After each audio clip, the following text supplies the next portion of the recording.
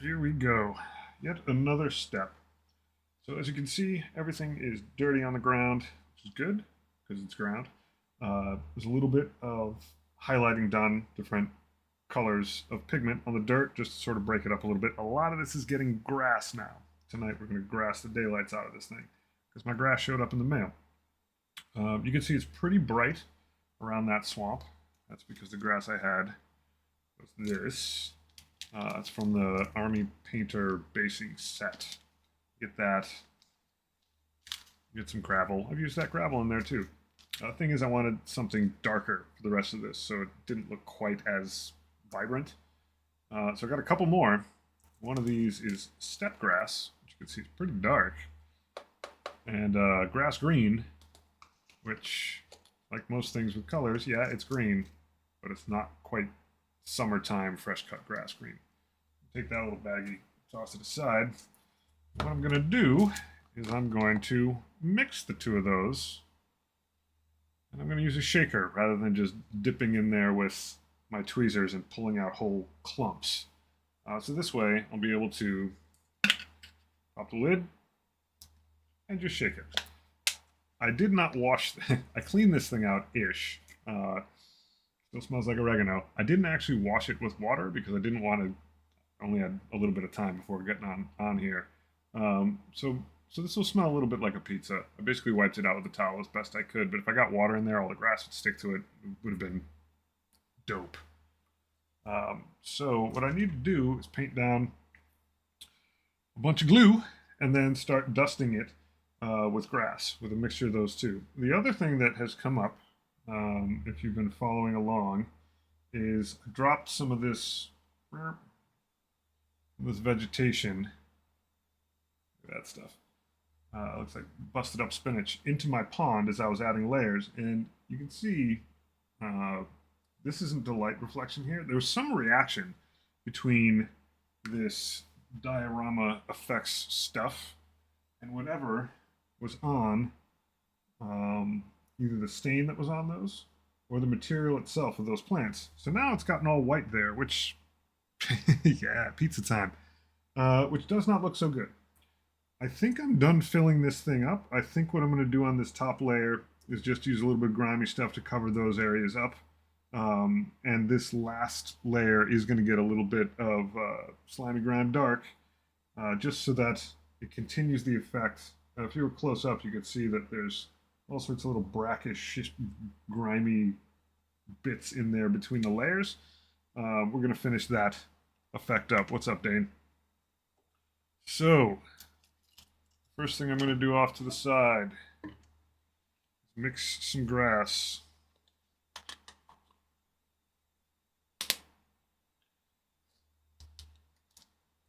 So here's the thing. Maybe I'll market this at some point. Doesn't smell like freshly cut grass. I feel like that's a deficiency.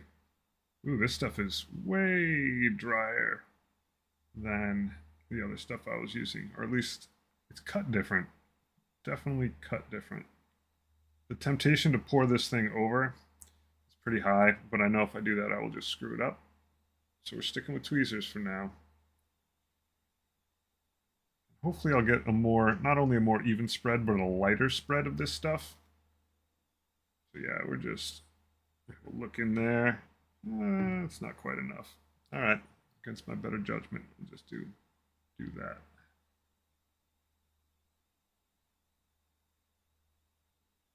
And I'm not too worried if I grab too much grass when I mix it, because I've already sort of committed to having to base my necrons in this same mix. I don't think that's actually too much, but if it is, I'll have more to spare, and that's fine too. Stash this for now down here. Liable to forget about it extremely soon. That's the way these things work. But yeah, this stuff really should smell like freshly mown grass. Do a collab with them. Okay, this is much loafier. Ooh, that's neat. Much more compressed. It's all going to get shook up anyway, but there we go. All right, so I'll pop the top back on this. Actually, I'll grab that other stuff back in case I need to add more in. Artisanal grass, steppe grass, and battlefield grass. And then I'll put this lid on. I'll just give it a shake. Let's see how it turns out. Being invaded. Hey, what's up? Hi. Are you available? Not really. I didn't flip the sign again, did I? Please flip the sign. Thank you very much. I have a sign that says I'm busy, and I've been failing to flip it. Awesome. Good to hear. I'm excited for Mr. Bughead in the extreme. And very kind of you to be shipping me a model from so far away. It'll be a special episode when we get to that one. So I'm just putting a dollop of this yummy glue on here, and then I'm just going to pick whole sections of this. And I was pretty heavy with the glue my first time, and I'm realizing I've been a little too heavy with it just in general. So I'm going to try to spread it out a little more. A lot of what I was doing was sort of forcing a lot of that grass to get stuck, and I don't really need to be that aggressive with it now that I have a shaker. And I'm actually okay if this goes up a little bit up the side here to sort of cover that crease.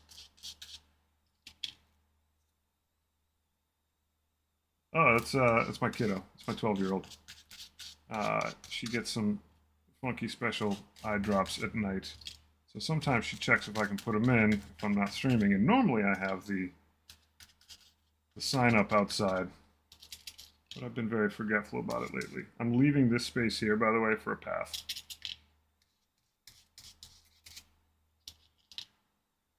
That is the kiddo.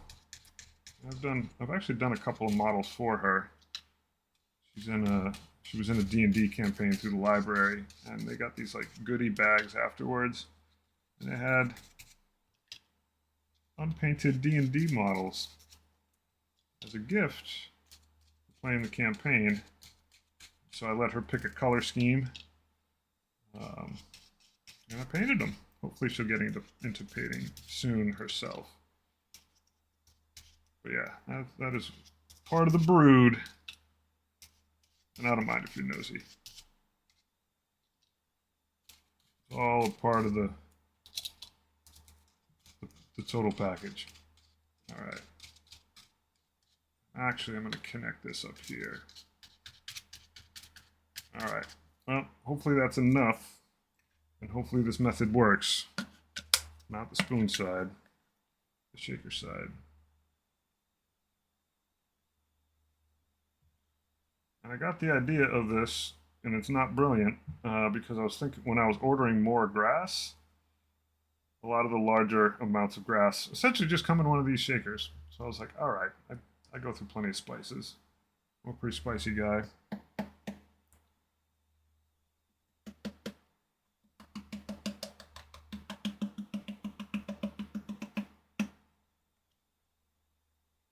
There we go.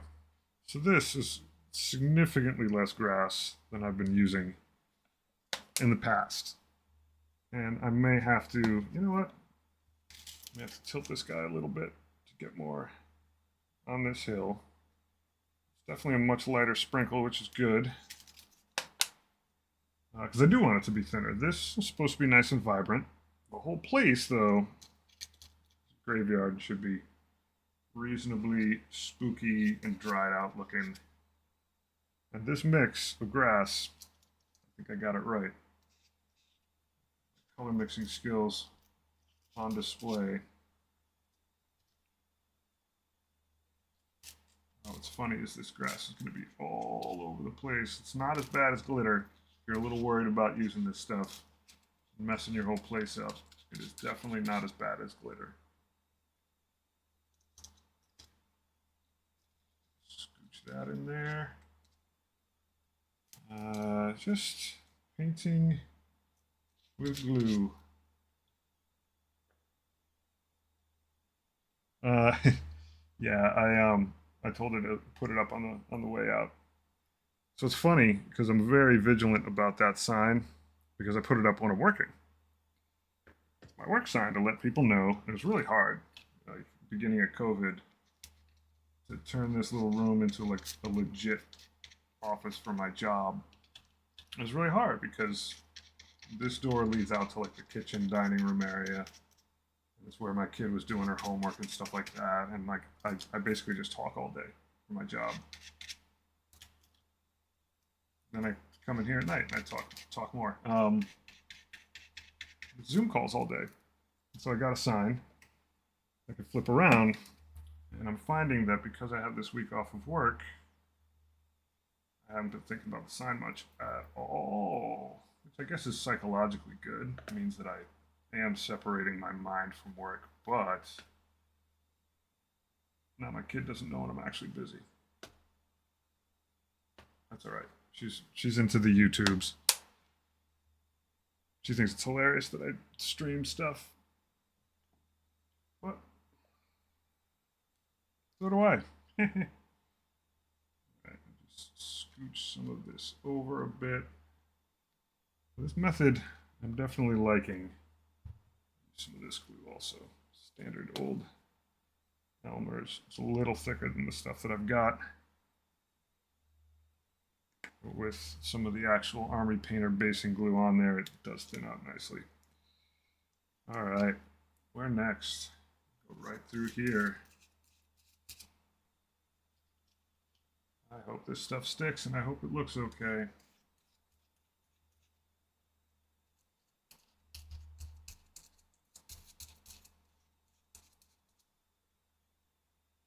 No, she's not watching me right now. She has a very limited. One, it's not that cool for her to watch me do this. Not at long length. Um, you know, she's 12. She's into stuff that's a little bit more moment to moment exciting, like Mr. Beast and things like that, which I find awesome. That's just hard for my old manness to keep up with at length. Um, she's one of my subscribers because I made her because she's my kid. I forced her to subscribe to my YouTube channel. And that's how I got to whatever 7,000 something subscribers, was by forcing my kids to do it because my family's huge. That's not really how I got there. It's all my kids plus Dane.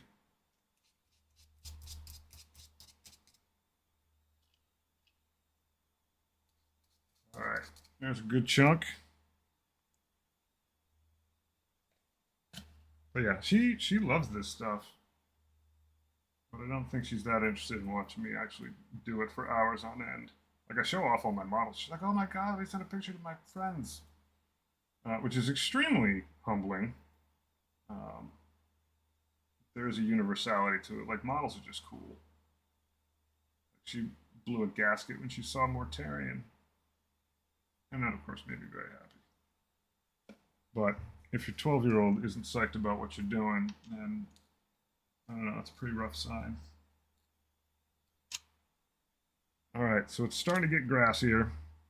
I think right now, what am I going to do? Oh, there's one more little patch or spot that I do want to hit. It's basically just abutting this other grass. You can see the transition between them. Glop, glop, all the way up to this grave, all the way up to that sort of dusted area. Get between these guys. Sort of emphasize the dug up spot.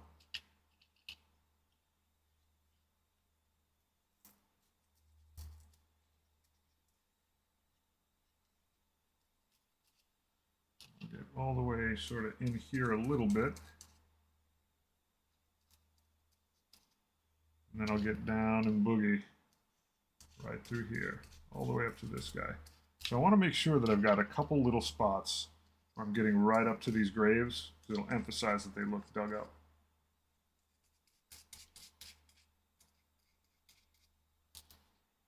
So I'm going to get that for free by having this path go through here. Elsewhere, I'm doing it with grass.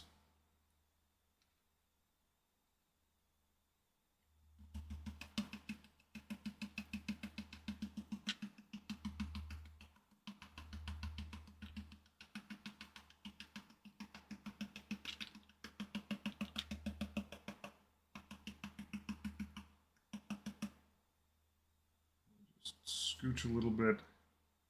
It's actually funny with the trees up. This stuff, you get a little spot where it's missing. All right, so that is grassier. I'm pretty sure I'm going to add more grass to this, but I need to find out if this amount of coverage, now that I'm shaking it out of my oregano, it's going to be funny, so I'm going to end up putting this on a pizza for dinner at some point, but I need to find out how that sticks, if it's enough. If it's not, I'll go over it with a very light, watered down amount of glue in a couple spots, maybe. But I can let that sit for now. And actually, yeah, this thing can just sit in the water for a bit.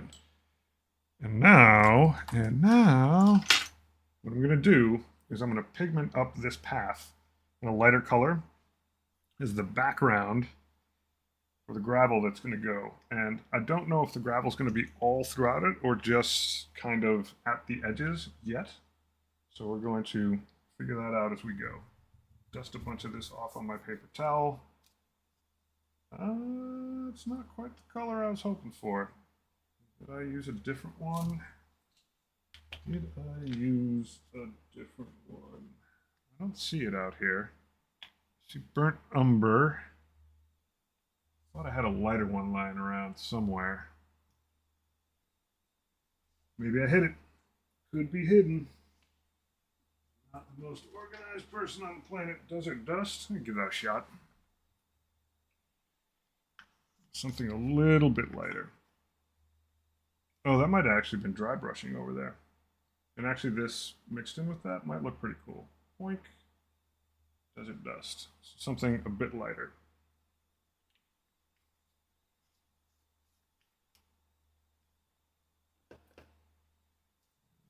Yeah, that's a bit better. So just basically splotch some of this down.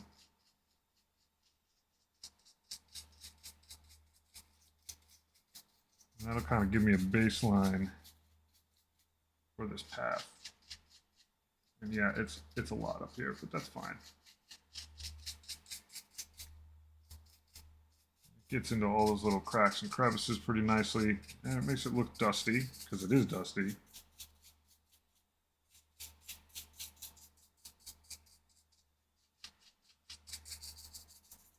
All right.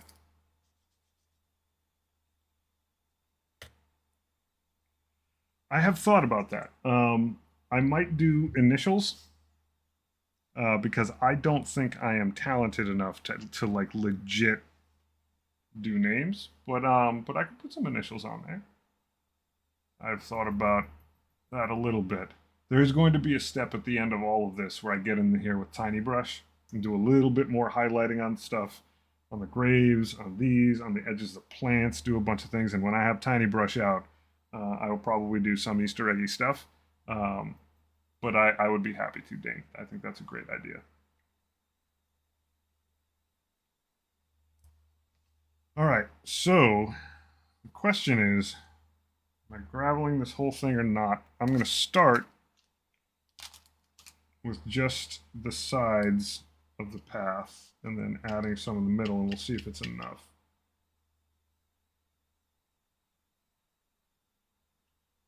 You know, it's probably gonna have to be the whole path, isn't it? I think it'll have to be. Yeah, let's just get in there and do it. I'm gonna do it splotchily so it doesn't stick everywhere and isn't as thick as in there. But this is gonna be a gravel path. Don't need to do it completely. Splotchy's good, and now we've got that pigment underneath. It doesn't look like I just dropped rocks on the same dirt. Has a little bit of a different look to it. Splotch this in here, and then I will very gingerly add gravelly bits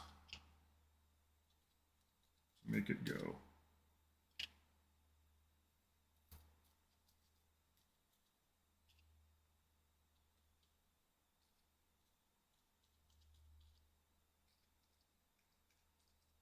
Alrighty, that's pretty good. Throw that guy back in the water. The other thing about these cheap plastic brushes that are for the more heavy lifting, dirty work is you can actually just leave these guys face down in the water. Like, they don't care. going to be beating them up and down the block anyway. All right. So what tool do I want to use? Just sit back and sip some tea real quick.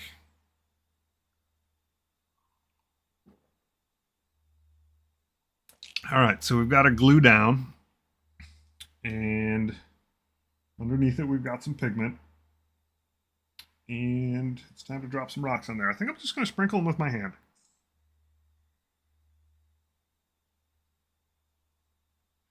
I think my digits are tiny enough to get in here effectively. Just seasoning. Thing already smells like a pizza. Still got some oregano in there. Yeah, okay. Yeah, I think this will work. And this glue should dry to a nice matte finish, which is why I was a little spooked about these white spots in my pond. I got to do some internet research and figure out why the heck that happened. Because it's literally just around those plants, so maybe it's a reaction to, you know what, I wouldn't be surprised if it was a reaction to contrast medium, potentially. See if any of these contrast bottles I have right now are just sitting with any glop on the bottom to show. I don't think any of mine here do, but if you leave contrast bottles upside down for a while, or right side up, at the bottom they get this white stuff that looks just like that. I wouldn't be surprised if the contrast medium didn't react well. All right. So now we've got this little path here.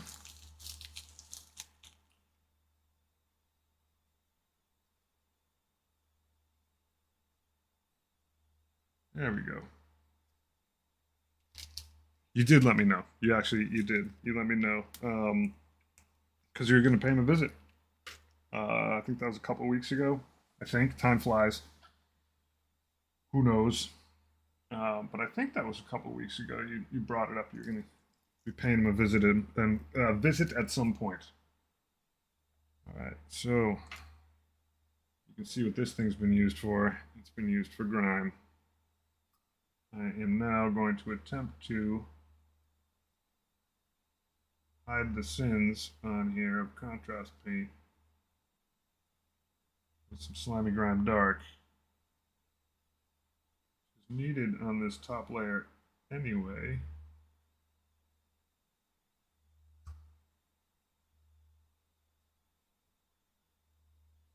It appears to be working ish. Stuff's still soaking through a little bit. Ooh, I got some grime on the bottom of this guy. I should have shook him up. Stir. Man, I gotta put in an order for stuff now. I am running, no surprise, I'm running out of grime.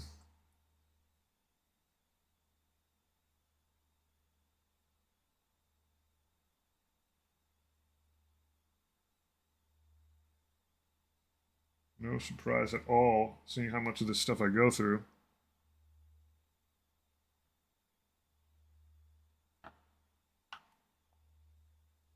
Still no gravestone, though, but I did see his flowers. Yeah, and, you know, it's about the person more than the stone. It's about the visit, you know, more than the physical artifice of the place. But that's cool that you got to go. All right, so I am, because I knew I was going to do this before, I am going to add more grass abutting this grass. That's why I sort of left a little space there, waiting for this to dry. So we get a little transfer of color right around it. I'm not going to go too far around it, just enough so that you can see that the grass actually dries out and changes color and looks a little less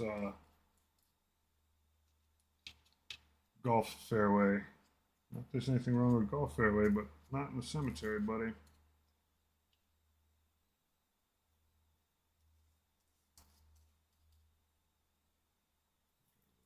There. Just a little right there. I'm going to have to run some sort of like hair dryer over this thing. Now that I'm sprinkling grass everywhere, I wonder how people do their cleanup. Maybe you just knock it around a bit. I don't know. I should watch a video. I say that all the time. I just need more time to watch videos and learn stuff. So learning it on my own is kind of its own reward.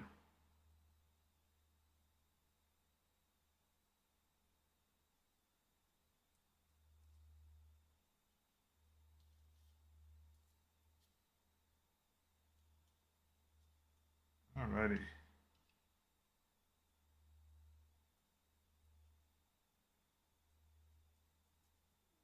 There we go. Get my shaker out again.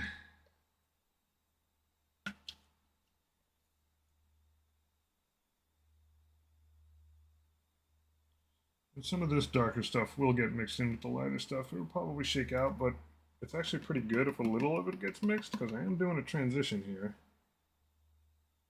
Scooch this guy back away from the edge a little bit so I don't just dump it on the ground.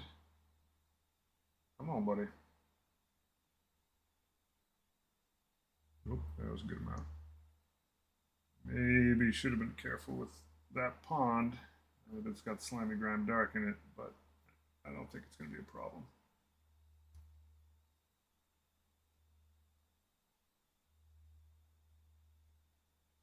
That was a little heavy over there. That's fine. Alrighty. So, I think for now, that is most of the grass that I'm going to do. Can't really tip this thing too much. I imagine I'll have to do some amount of cleanup in here with all this grass. And for that, it's probably just going to be this glue brush dried out and just kind of like gently going over it and sort of brushing some stuff away after I tilt the whole thing up. That's fine. I can set this glue guy aside, my ever shrinking amount of space. And now, what else? Now I can do, I think, a little bit of legit dry brushing. So I liked the mix that I got that went on this little mausoleum-y, crypty thing. And it was a mix of both colors and textures. So Nurgling Green is a Citadel dry brushing color paint. And it's thick. You turn it upside down, the paint doesn't come out. Xandri Dust is base, so it's like smooth and plasticky.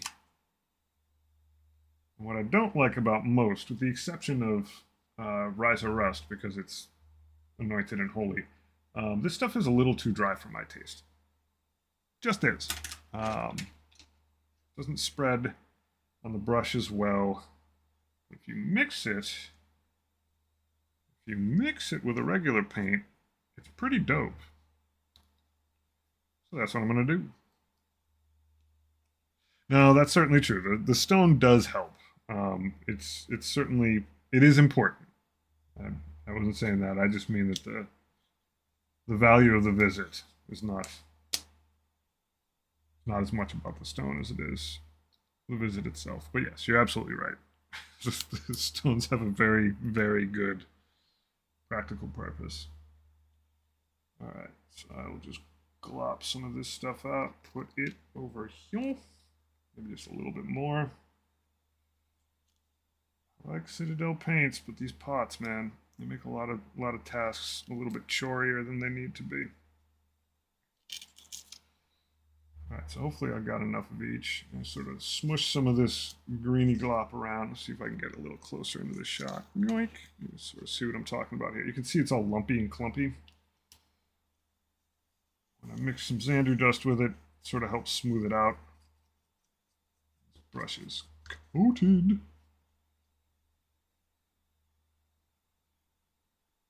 There we go. So most of what I used it on was up here so far.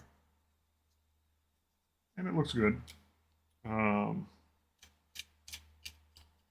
want to go elsewhere, so I'm going to hit these rocks a little bit with it. Being pretty darn careful not to hit the ground around it. That'll help lighten these guys up just a little bit. I may actually hit my trees with it as well. And it's nice because it's green, but not super green. It's certainly drawn back by the Xandri Dust. Of course, there's grass everywhere, including in this brush right now. Dab there, dab there. Some on these leaves up top. All this is like, it's not the crazy detail work. Crazy. There's not going to be anything crazy about it. This isn't the fine brush work. I got to wait till everything's out of here before I do that. But on all these little bits, with the exception of those plants, just a little bit of dry brushing. Oh, this guy's head a little bit. There you go. His face. Just helps some things pop a little bit better. Of course, when you got two colors on your dry brush that you're mixing, you can sort of like, hey, I'm going to go with a little bit more, a dash more green in some spots. Make sure it's not too heavy. There we go. Oh, that mushroom is precarious at best. Most of these mushrooms are not on here all that well. Oof. Just log a little bit more, get more of it to stand out. These trees, just the top tips a little bit. Maybe the front face, just to get some of that wood detail screaming a bit more.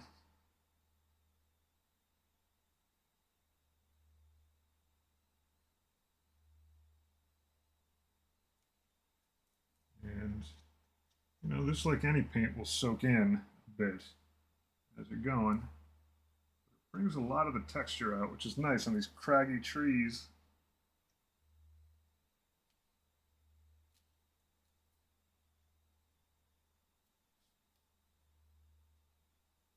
These trees are from Epic Basing. I think that's where I got them. They're absolutely awesome. I'm in love with these trees. I'm going to like order so much crap from these guys once I get through all the stuff that I have. I did order a lot from them. I think I ordered like $100 worth of stuff in one go. They had so much cool stuff. It's maybe a little bit of a risk to go that crazy in the first run, but my basing skills are mediocre. That's the mission we're on. I wanted to up that game, and I wanted some props to do it. Yeah, yes, you don't want to, you don't want to accidentally go see Steve. True enough, my friend. Steve's got his own homies that can give him a visit. No, I feel you. I feel you. Alrighty. So, get some of this glop off again, and I can hit these tombstones a little bit just to catch these edges. I'm mostly going on top here, at least like top 3/4.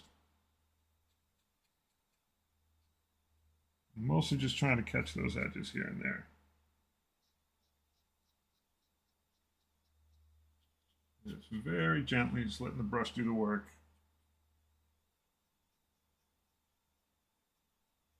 And it does do a lot of the work, which is why dry brushing is like, I think, so popular, is it is very transformative. The brush itself, as long as you're gentle with it, it's doing all the heavy lifting.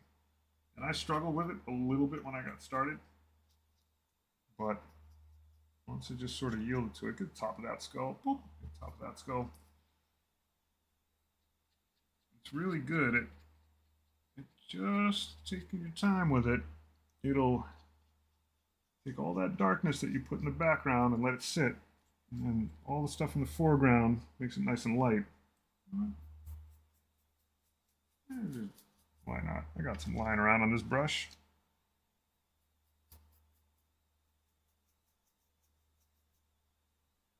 It's a little bit green, that helps.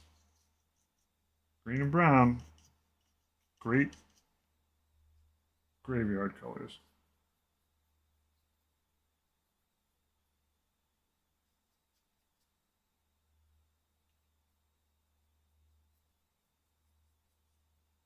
I mean, it's all just basically makeup work, to be honest.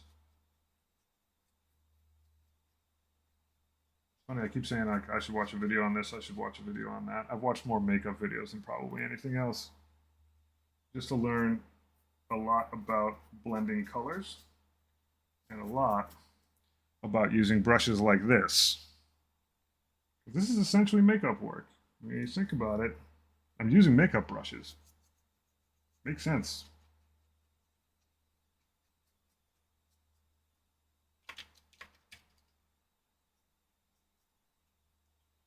All right, front face of this is pretty good. I'm gonna hit these mushroom guys a little bit. I should have found a better, you know what I should have done with the mushrooms? Poke a hole in, drop the glue in, call it a day, but I didn't do that. All right, hopefully this doesn't ruin this brush, but I'm gonna hit it with some mineral spirits before I give it its ceremonial washing. Trying to see if that helps me out, it keeps my brushes in any better shape. I was using a little bit of mineral spirits. Might be the worst idea ever, but I just give them a little dab and then rinse them thoroughly with some water and then stand them back up again. Alrighty, so it may soon be time. I don't think I got any liquid moving around in there right now. Oof, yeah, blowing the dead grass. Sure, why not? I think pretty soon I'm going to give this guy, give him a couple minutes, then I'll tip him over and tap him a little bit, try to get some of the grass off of him, and then we'll see how much is stuck there. And based on how much is stuck there, we're either cool with this amount or we're going to be adding some more. It's a good time to sip tea.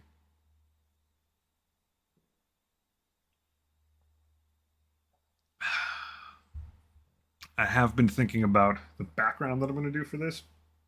So it's obviously going to be 3 sides. It's a diorama. I'm not going to come all the way out to the front. I'm going to come up to about maybe 2 inches, 4.5, 5 centimeters from the front. Probably about 5 centimeters. So that I can still angle a camera a little bit this way and a little bit that way. And then what's going to be on the background is I think I'm going to do some sort of like, I have to paint this by hand, which kind of stinks. So it'll probably be a little abstracty, not abstracty, but like blurred out. It's not going to be super detailed, but it'll probably be some like wrought iron fence thing. There'll probably be a moon in the corner somewhere. I might actually stand out the moon, basically take this craft board stuff, cut a circle out of it, stick it there, post it out a little bit, maybe a millimeter or two, so that gets a little parallax. I might do something like that with clouds too. Not with entire board, but I gotta figure something out. Like, I might be able to do clouds with some sort of cotton and just have a little bit of depth there. Decisions.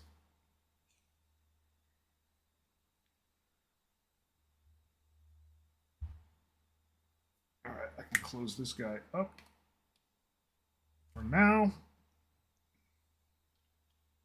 Pray with me that nothing comes falling off of this thing. And you'll actually get a pretty decent camera shot of it.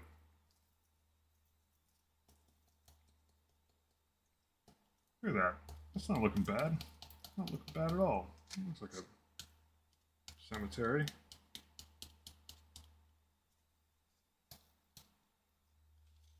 Right, flip it this way now. Upside down. Raining grass. Of course, there's all kinds of grass stuck in the bottom of this thing. Grass and gravel. All right. Nothing dripped out. That's good. Yeah, it's pizza time. Look at that. Alrighty. I'm going to set this aside briefly elsewhere and sweep this up.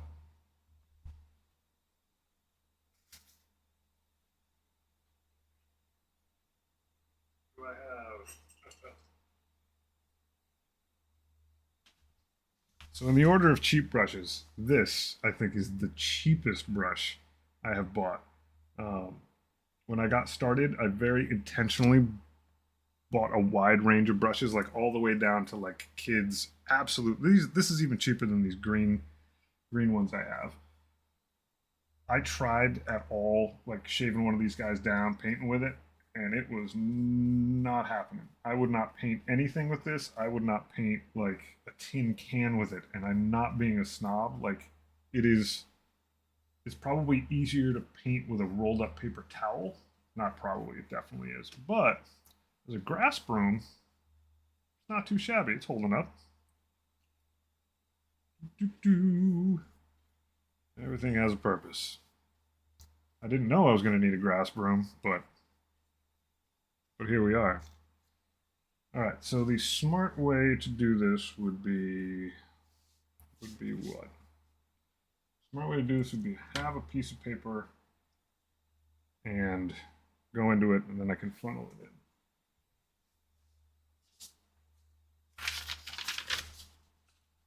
Piece of paper.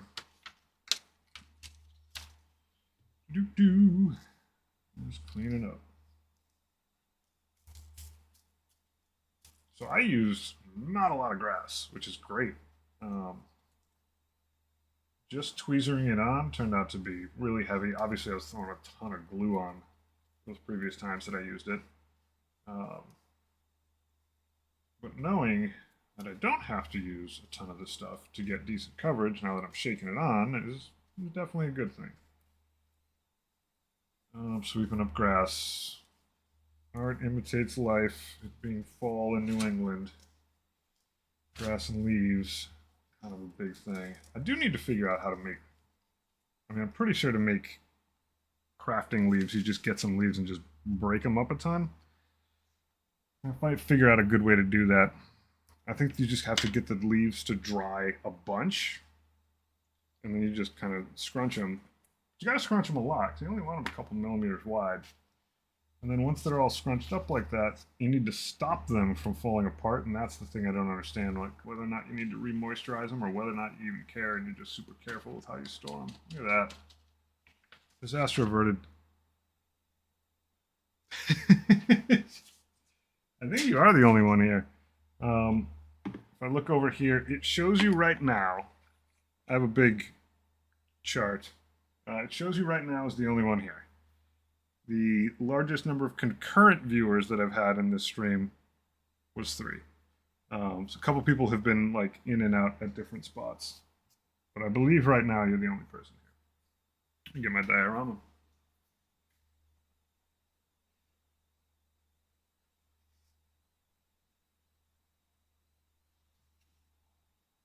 I'm going to throw this, scooch that back in there. All right, that's pretty decent grass coverage. And the glue is drying clear and matte, like intended. You can see how this super bright transitions into this slightly darker stuff. That's good, check. You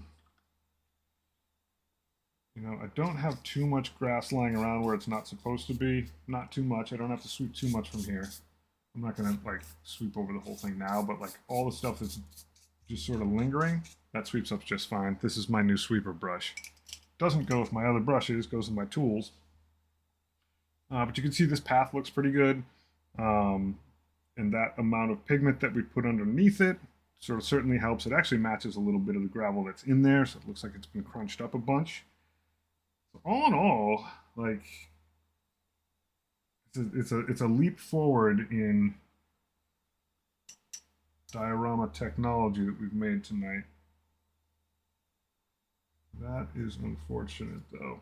This part where I put down the slimy ground dark, the stuff sort of stuck to. And that's going to sort of interfere, well I just totally interfered with its glossy finish, but I'm guessing this is going to get one last super thin layer of that stuff. It's not bad. I'm going to run my finger over it. Let's see, grab one of these guys instead and see how that looks.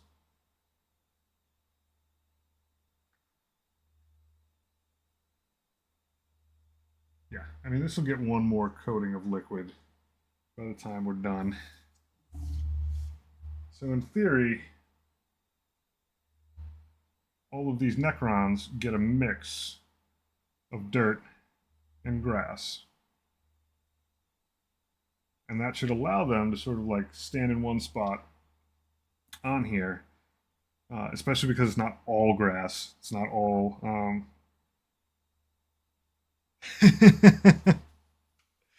uh, thought a YouTuber gives me thousands. Well, so I do have thousands of subs, but the watch pattern and the audience that I have is really really interesting. People do go back and watch these, not a ton individually, um, and certainly not a ton by YouTube standards, but people go back and watch these live streams after the fact. Um, but there's actually not a whole ton of people that, relatively speaking, watch my live streams. Like the lore stuff that I do, those are just evergreen, and people are constantly rotating through those. And that's actually listed as a podcast, so it gets a little traffic via that. But I post those at this point maybe one a month at the most. Um, I haven't done any video game stuff recently. I'm hoping to get back into that pretty soon, but I wanted to get a lot of painting done.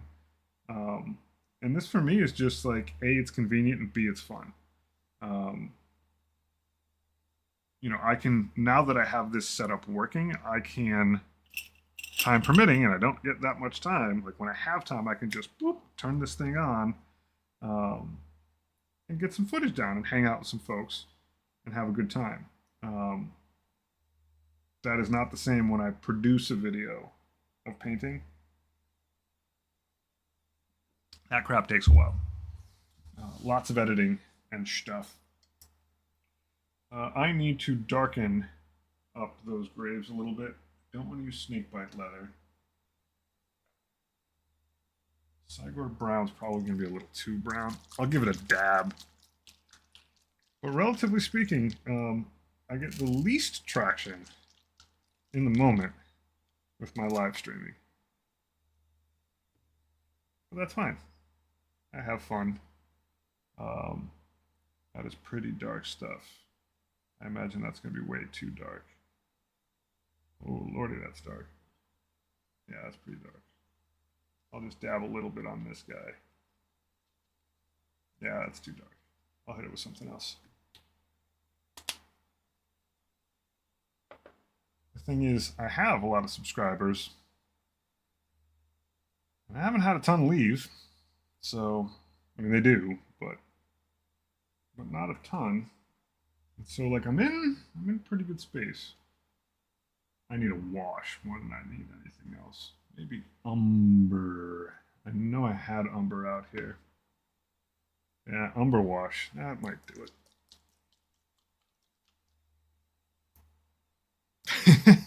I mean, to be honest, like, what this comes down to at the end of the day is that I could either paint by myself and edit all this stuff. I could hang out with some folks. Yourself, absolutely a big part of that. Yeah, that's much more. That's much better. I could hang out and paint. And hanging out and painting is a lot more fun. Just patently so. But no, it's pretty hilarious because on this chart I can see like there's a lot of people that will just like show up for 5 minutes, sort of hang, watch some stuff, and then peace out, and that's perfectly fine. I figure if I would be in here painting anyway, stress relief and fun, why not turn the camera on, make a thing of it, and then not have to go back and edit it later, and like be able to hang out with folks. Because I like hanging out with folks. I've met a lot of cool people through doing this stuff. It's nice to hang. But yes, you're absolutely right. It's like, at least you're here. And I do appreciate it. And you're fun to hang out with. You big nerd. That's one of the best things about this channel. Is that everybody's a nerd. It's like self-selecting. Everybody's a nerd just like me. Well, their own brand of nerd too, but all of us are just like, you start up a channel about painting army men, trying to figure out rules of who shoots first and this and that. You end up finding some pretty cool people.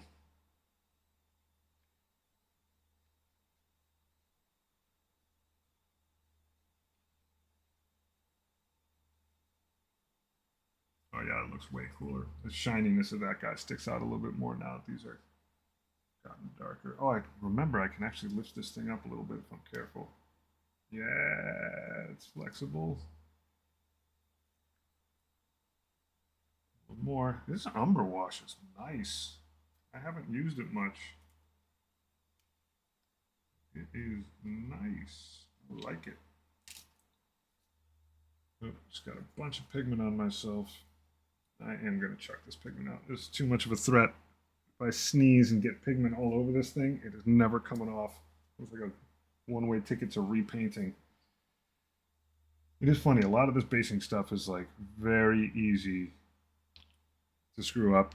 Not to make things look, I mean, it will look bad if I do this, but like one false slip and it's just crazy dust color all over everything. And it's not coming out. You apply so much texture to this stuff that things like that will just stick. And you know, you might be, I don't think you'd be priming over it, but like I would be repainting over every section that turned out like that. All right, so yep, and you can definitely see on camera now. You can sort of tell that like those graves have been more recently dug up or whatever, which is absolutely like not how graveyards are. But for like spooky Halloween, you want that stuff to sort of stand out. You want it to pop. And now it does. Now it does. Now I can just sort of go over a couple little bit more in some spots as it dries in. I think what I may end up doing is I am running out of things on the diorama to do tonight, is I may grab some Necrons. I may set this thing aside because their basing is going to take more than one step, and I may just start that basing process because they at least need, I think I should do that. I should do that. They at least need a schloppening of basing material on them, and the sooner I get that done, the better. Try this guy out, leave him here. But yeah, I mean that's you know, some, ooh, I left the guy on there. Haha. You know, some decent lighting in some spots. That is going to be fun to take pictures on. Certainly not done. I think next session I'll be done with this guy. Get in there with a tiny brush. But it's time to get the boys out. So here's the thing. I'm planning on storing these guys on there. But I'm not planning on them being a part of it. That's why I based them all. So when I play with these on the table, they're going to look like they came out of that graveyard. They're going to have that same dirt on them, and they're going to have some grass. But this is basically just like for now until I have a bunch more, and because I could just put any guys with this size base or maybe a little bit or smaller. It's just a scene. So, you know, like I have my guys lined up back here, like now I can just plop that diorama in there. I can put that Goth rocker in there. He looks great. It's just another little space to store stuff. Is the main point of it. Alrighty. Up comes this. Up comes a beat up brush. I'm gonna save this green one for, yeah, it's gotta be fine. I'm gonna use brushes on all these dudes. I think it is. I think it is. And I think every so often, not super often, but every so often, I'll just build a diorama out. It's like for a while. And man, these things are so green. I need to lighten these guys up a little bit. But like, when I did these guys, it was very soon after I started. This might have been like the third or fourth thing that I did. I needed to learn a lot about like metallics and stuff. And just painting more flat surfacey things and details like washes and stuff like that. I didn't know anything about. So I was like, all right, I need terrain. I'm just going to get some terrain and work it out. And this looks like an absolute preschooler did it. There's tons of stuff I would do differently now, but it was because I had a few models and I wanted to take pictures of them. So I wanted something in the background. It was before I had this is actually a play mat, this color thing back here. It was before I even had that. It was just this this grim, not so dark shelf with like 5 or 6 models on it. So I got these and I painted them up. And then these are sort of my background. The diorama is kind of an extension of that whole thing of just having something in the background to take the pictures. All right. It's time for the gloppening. And this stuff does not need to go on thick. This brush may be too big for the task. We shall see.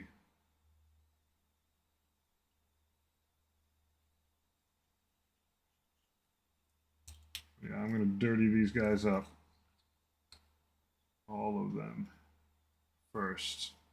And then I will put grass down another time. And it does not need to be super thick. Because of the grass, normally, if you've seen me when I put this stuff on, yeah, I'm going all the way around the edge. Because when these guys stand in the diorama, I don't want it to look like there's a black ring beneath them.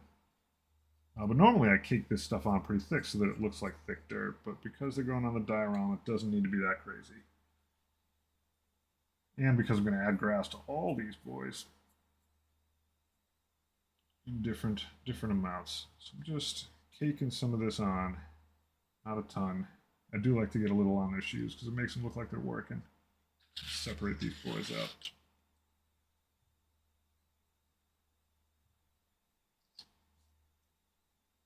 You know, given the fact that one of the big parts of doing this diorama was to up my basing game, I'm excited to apply what I've learned from it to these bases. Learning is good.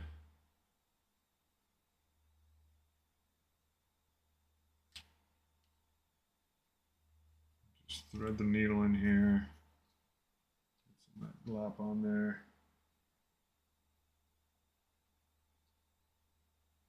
Yeah, I try to make sure that, I mean, not like religiously, but I try to make sure that a lot of the projects I do have sort of an auxiliary, like, hey, I would like to learn more about this. Like, Mortarion is pretty much the only one so far that wasn't like that. And I still learned a ton from it, but like, I wasn't planning on getting it. It was a gift. So that one was more, now you just got to do it. And I learned a lot about subassembly as a result, but I hadn't planned on attacking that guy for a while. Like, my Knight Tyrant was like, let's do a big model and see how that goes. My Plague Burst Crawler was, I'd never done a vehicle at all. You know, let's see what that's like.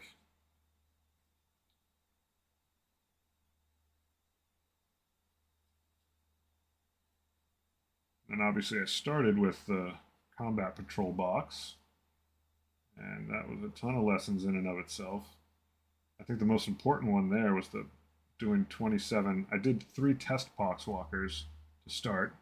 Super new. It might have been the first models I did that weren't the freebies that you get from the store. And I figured out what paint scheme I wanted with the 3 of them, and then it was like, all right, let's do this for real. And then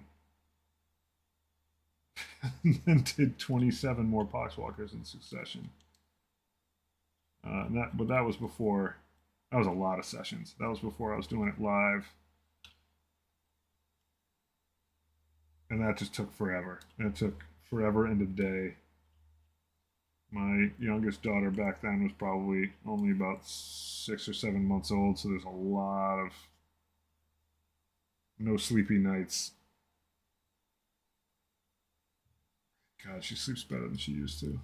It always works that way. It takes them some time to learn to sleep all right, but yeah, dude, I love poxwalkers. They are just, I think they're awesome models. There's just a bunch of giggly undead dudes having a good time, but I like them.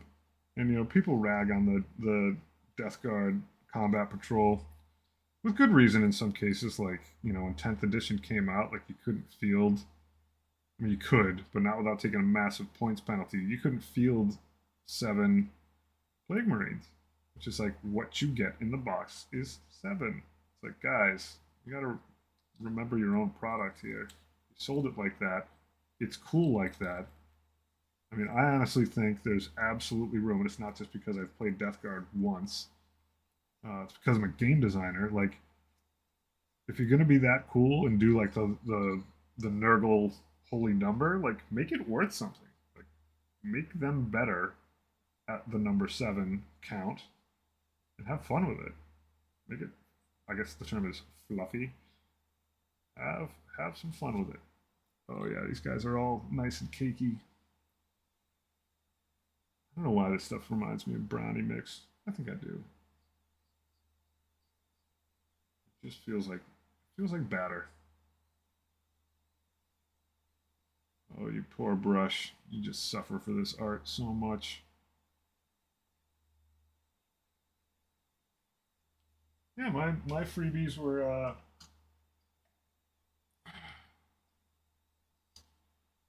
these two blokes. I think this is the first one I did ever. The first model I ever painted, and that one I think was the second.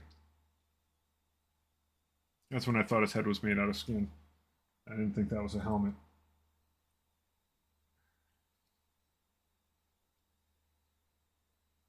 I mean, it certainly is like. I think it's pretty neat that Games Workshop, has as many programs as they do. It's a huge, huge part of their business. And they take it, and they don't get everything right, but they do take it very seriously. They understand that their business model is having those brick and mortar stores. As much as it doesn't make all of their money, and people do order stuff online and et cetera, et cetera. If someone walks into a Games Workshop, like, yeah, your mileage locally may vary, and you may have some, chump work in there in your local spot. But as a overall company, they take that face to face part of it very, very seriously. Comes up. I mean, I nerd out to companies, so I pay attention to Games Workshop when they're in Europe. Their reporting in terms of stock exchange stuff is very rigorous and very open to the public. You just go on their website, and in a few clicks, you're reading their quarterly or biannual report. Yeah, entire Poxwalker squad. I would call that a half Poxwalker squad, but you do you. Really a Poxwalker squad with only 10 of them? Baby squad. I need 20 wounds to protect typhus at all times. 20 regeneratable wounds.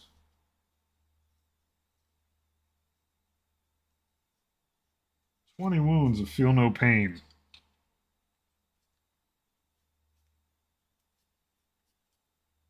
But yeah, their Poxwalkers are just dope. Yeah, you can have 10 to 20. I'm just saying that, like, man, I the only choice for me is 20. Go big. Get that proper horde going. I wish it was 30. And I gotta tell you, I mean, as much as they're slow, they're pretty good ablative armor for typhus. Like, him rolling around with 20 of those dudes, and even 10 is fine, and you stay out of sight a little better with 10. Um, I just like going ham with the big horde. It's pretty nice because, like, as they're making their way to battle, they got no ranged weapons, but you got typhus, so he's at least got his psychic attack, which is pretty good. And every time he kills a model or they kill a model, you're getting them back. Yeah, I mean, that is part of the catch with Poxwalkers is that there's only 10 total models of them. Once again, though, as like a learning experience, though, that actually was really good because I got several tries at the same model. I don't think it's that cool. I mean, I like how they look, but the fact that there's dupes doesn't feel that good. Um, like, the models themselves are cool. The fact that there's dupes at all is not as cool. But as a learning experience, I mean, essentially what I did was exactly this. Let's see if I can pick them out. There's 3 guys in here. that I should be able to find relatively quickly. No, it's not him. Which model? Yeah. All right. That guy and his two brothers. Another. And where's the other long stick boy? Knocked all these dudes over. Didn't lose him, did I? He's in here somewhere. No? There we go. These are the first three that I painted, and I like the middle paint scheme the most, so I went with that, which is how I did. Man, I really want to touch these guys up now. I'm still terrible, but I've come so far since then. So yeah, as far as like being able to paint the same thing 3 times comparatively, I guess everyone else gets that by just painting Space Marines all the time. I know there's a little bit of difference on them, but they're nowhere near as unique as Death Guard stuff is.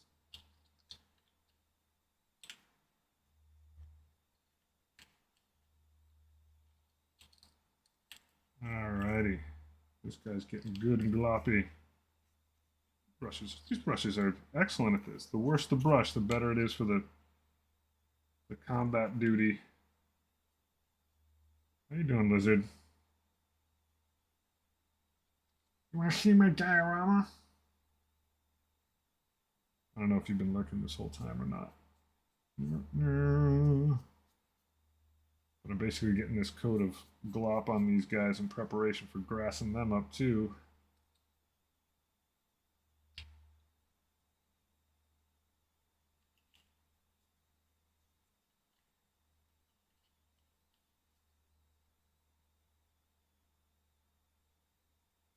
May have been looking. Yeah, good.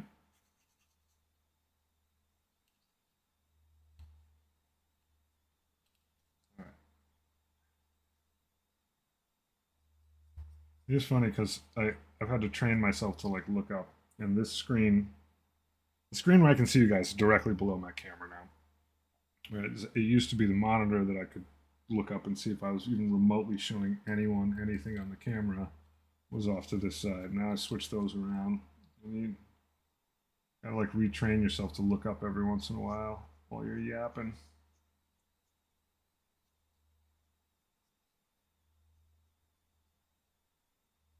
All right, so the grass is always greener on the other side. Get under there. Oh yeah, I totally damaged this brush.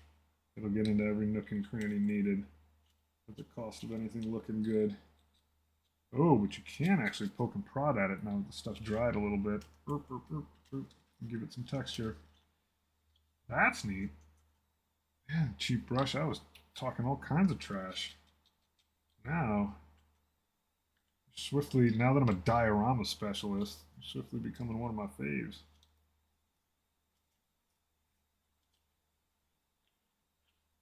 Poke, poke, poke, poke, poke, stipple.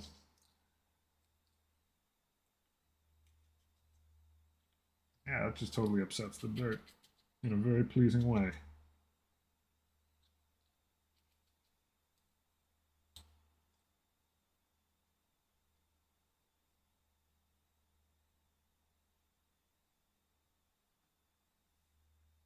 Ooh.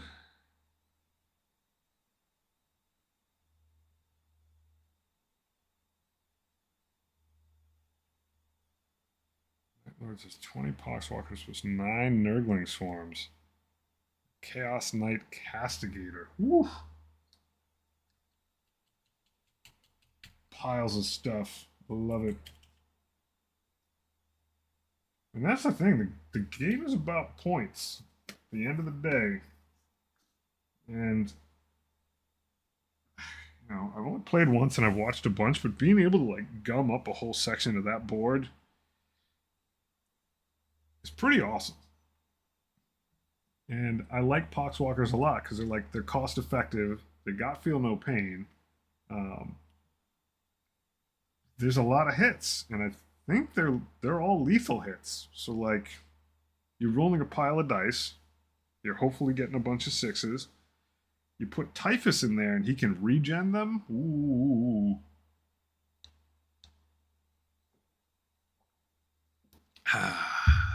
Indeed. Carrying the tribe. All right, so I am tempted to maybe just grass these guys while they're kind of like this. I'll hit a couple of them. If it doesn't stick, that's fine, because I can just open up the wrong side. I can just pop these guys. There we go.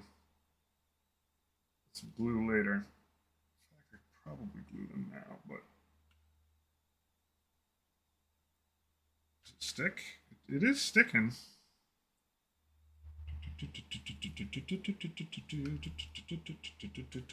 I don't think that's a great idea. I think I do need to glue them. I want it to stick a little bit thicker than that. Quickly just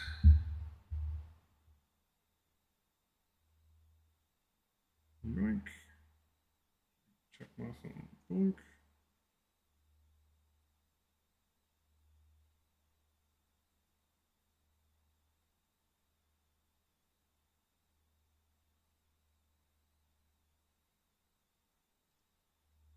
I'm just going to go to my sister.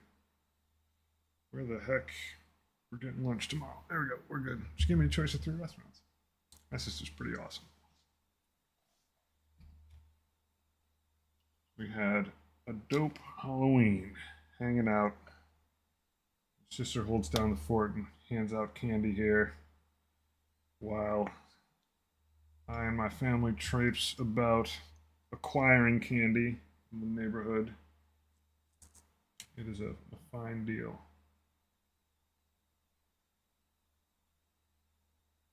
Alrighty. Let's just, yeah. I want to make sure I get at least some amount of grass clumpage on here. It's going to take hefty glue to do it.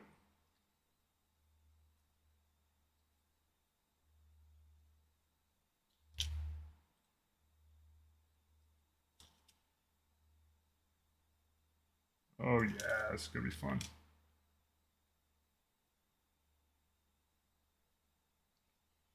I'll do these 5 at a time.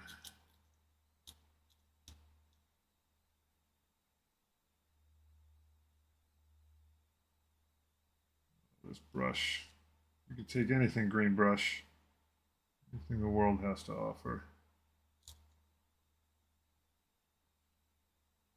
Any amount of punishment is good for the green brush.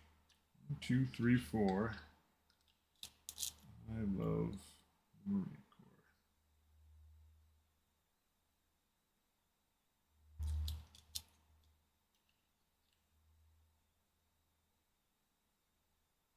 And after the grass gets on these guys, I can get in there and very lightly dust them with pigment. Yeah, I know I just chucked my pigment aside, but it was a threat to the Imperium. There we go. Now you're grassy. Look at that guy. Look at all kinds of grassy.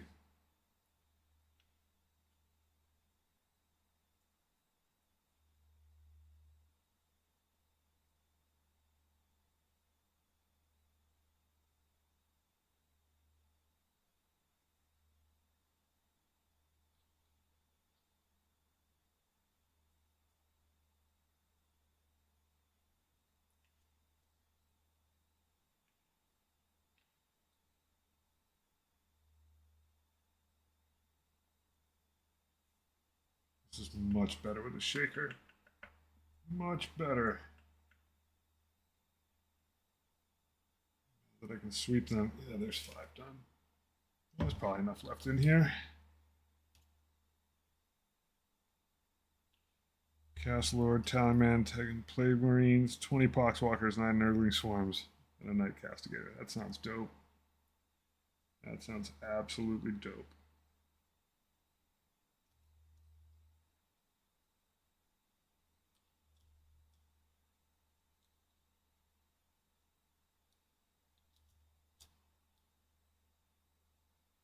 It kind of sucks. I haven't been able to go play since that first time for like the last few weeks. It's just been too much going on Saturdays. My wife has been working like a dog, helping her side of the family out with some stuff. She's just been like putting in time. Get back in there and play a bit. Especially because I got to put my Mortarion on the table. Like next time, I absolutely want to. I'm gonna see if I can get a 2,000 point game with someone. Just like do the for realsies. I think if I show up early enough, I should be able to find someone that's willing to do it with someone new.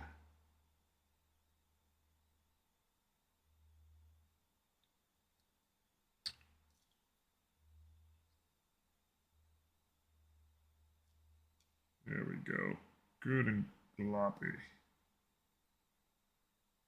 Do a little bit more on this side. Just over the edge. There we go.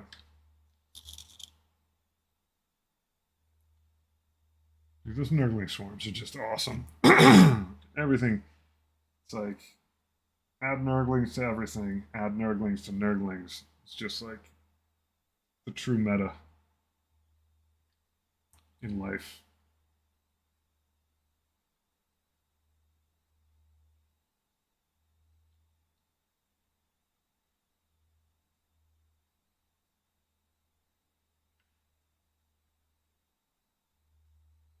Get on there. Get on there. Yeah, you're so totally grassy.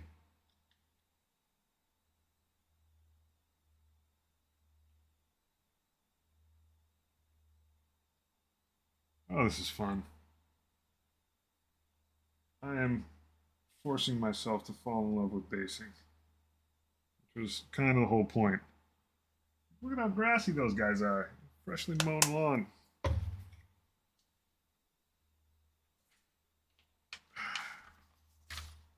Get out my broom. Clean this place up. Good job, cheap brush. This is definitely the highlight of this entire series doing this diorama is just how good cheap brushes are for this stuff. Just take punishment. They're imprecise tools. I don't know if I told you guys this, but I'm finally reading was it the Buried Dagger, the Mortarion Death Guard book? Finally. I'm starting to sympathize at least a little bit more with Mortarion. A little bit, not a ton. Still think he's whiny. Still think he should have grown up a little bit. But I'm getting to see that little bit of him on Barbarous with Typhus, or Callus Typhon, before everything goes down with the Emperor. And the thing I'm finding among him, Fulgrim, Magnus, Horus, at least those guys, like they very much represent a very important aspect of the Emperor himself. Make sure my sisters can take me somewhere. Oh, totally. Too. Okay, sweet. Getting lunch tomorrow. So essentially, what Mortarion was doing on Barbarous is what the Emperor was doing on Terra. He was unifying. He was planning on unifying the whole planet under his own sort of empire. Which is very, very similar to the cleansing the Emperor was doing on Terra. The unification and all that stuff. And then the Emperor showed up and was like, I'm going to do it for you. And it's like, well, I'm pretty sure the Emperor would have been pissed if someone else showed up and was like, no, I'm the real Emperor. Like, it's funny to me that the Emperor even thought that was a good idea based on how close to what he was doing it was. And he basically just totally ignored the fact that Mortarion was his kid. He's like, let me go in here and do the thing that would have made me absolutely, completely upset to you. Very strange. Very, very strange.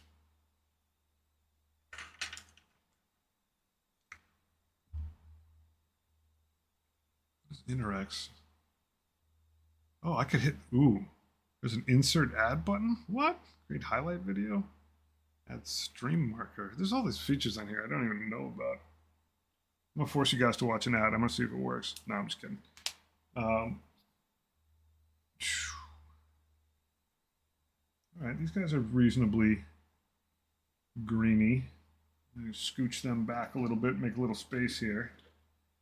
Space for my boys. Now the thing is, I still haven't attached my boy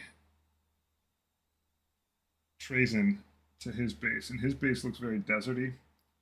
I'm wondering if I need to grass him up too. Wondering. They had that problem with the Interrex. Interrex. I know I've heard that word. Interrex.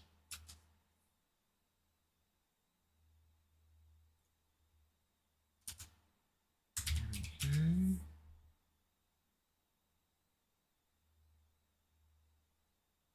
Oh, do you mean the Interrex?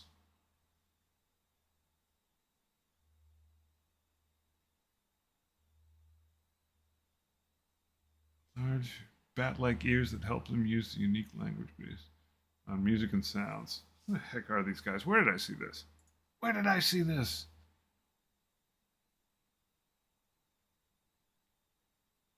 Blah, blah, blah, blah. Oh, yeah.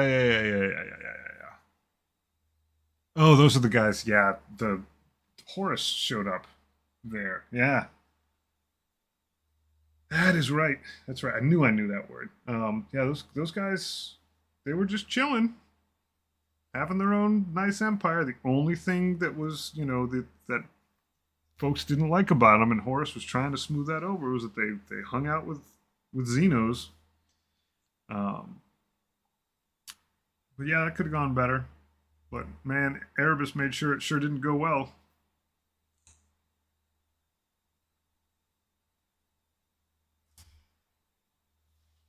That's where the whole sword came from. That's the Horus. That's kind of that. If I remember correct from that book, that is the step that really is when things start taking shape and moving forward. All right, so I don't know that I can actually fit all of these boys on here. Nor do I think I want to. I sort of don't want to overpopulate it. But in theory, that guy's a little tight over there. Yeah, I did leave it. See, now that I got that ledge there, this guy can fit up here. Even when I don't have big boy trays in the house. Yeah, they spread out pretty nicely. Do this the weird fashioned way. Let's see how I'm going to do this. So, hit this. I can hit that. I can hit this.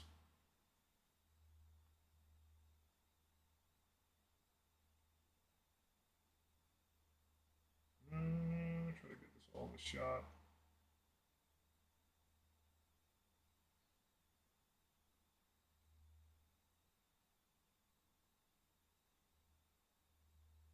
I mean, it's pretty cool. Does it not actually do the super meta? Look at that. It doesn't autofocus. That one does. It's pretty cool looking. Not too shabby. I may be precariously close to done. You know what? I think I am. So, Dane, you want to give me some initials to put on one of these bad boys?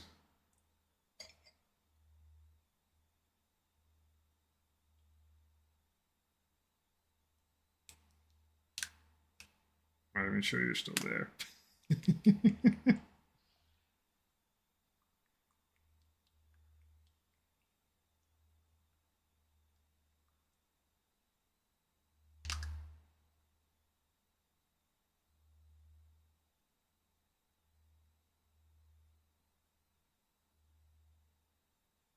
Well, they didn't randomly attack the Sons of Horus. They didn't randomly attack them. There was a dinner party, and I read this one very recently, and it was a dinner party for Horus, who was trying to smooth things over with them. They had a contingent there. Garviel Loken was there, and they were with Erebus was at least with them. And while they're at this dinner party with like their leadership, fire breaks out in this main city that they've been led into in their museum. And so he's going to get an MAS on there. I will figure out which one of these it'll work on best. I would pick that one, but I don't know if I can get in there and actually paint it well. I mean, I don't know if I can paint it well no matter what. Let's see if I can get in there. This may take more than one try. So during that dinner party, all heck breaks loose in the city. There's a fire. Their museum of creepy ancient weaponry is broken into. You know what? Maybe I'll take all the poxwalkers off of this before I lean it again. They do actually stick on there pretty well with all that grass. Just from the friction. I forgot you boys were on there. I'm sorry. As it turns out, Erebus broke into that museum, stole the weapon that would later actually injure Horus. Yes.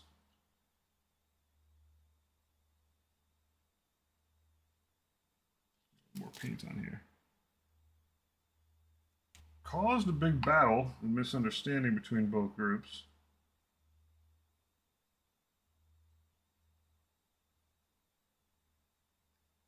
Later led to that weapon.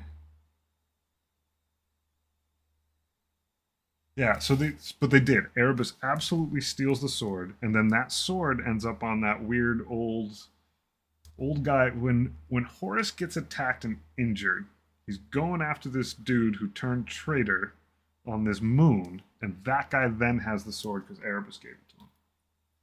All right, now we got to like sneak in here with super long stretch on this brush.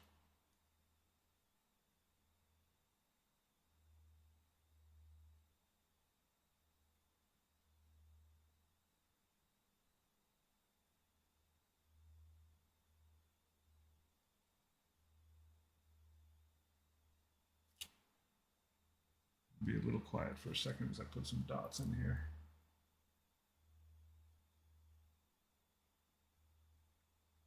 All right, that is as good as I am physically capable of painting.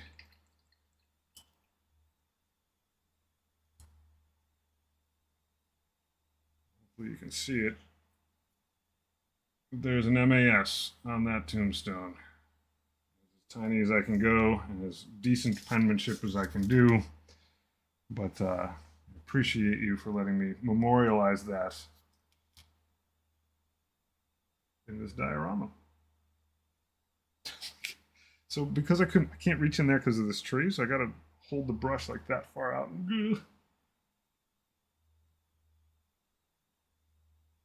But it worked. It worked in one try. I would have painted over it and just done it again and again until I got it right. But that is about as good as I am physically capable of doing. I think my only regret on this diorama is this one little spot here doesn't quite fit one of these dudes. But we'll live. We will persevere. I'm glad it means a lot. It's and I think it was a great suggestion. All right, so all 10 guys do fit on here. It's a little bit cramped in some spots, but I think from a low angle, it'll probably look pretty cool. And now I should probably have them all facing where the camera might be. Look like they're directed. Can I scooch this guy here? No, maybe he fits in back here. He might be all right back here. And then, tracing the infinite. Get that little piece of white stuff. Chill out up here. Put him on his base. Hang out there. I could put him somewhere else too. I don't really think I'm done painting him. Oh, you know what else I forgot? Why this thing won't be done yet? Still got this guy in the box. Still got this guy hanging out in the box. You know what? But yeah, Dan, that was an excellent suggestion. Glad to be of service there. Very cool idea. Get the old man in the diorama, and truth be told, I'm honored. Who knew we'd be putting a chaplain together? That's how this goes.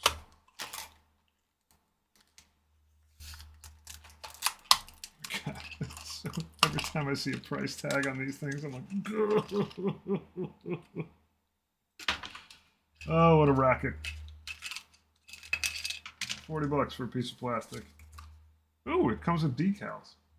That's cool. Lieutenant, chaplain, librarian, apothecary, captain. I'll set that aside.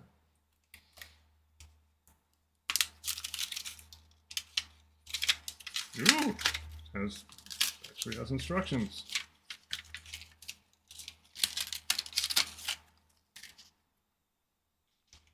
Throw that box out.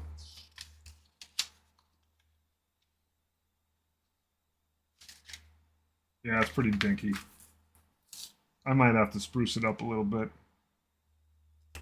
It's pretty pathetic. I mean, there's a non-zero chance this guy becomes deeply chaotic by the time I'm done painting him. A very strong chance. In which case, there's all manner of desecrated things I can put on that Crozius. Yeah, it's like a baton, and that's it. It's so funny because like in the books they talk about, oh, this Crozius is only a tiny ass little skull. I got better skulls than that. Let's see where it is. I'll cut it out right now. I'm gonna test some things on. I'll cover it in grass, make it look really badass.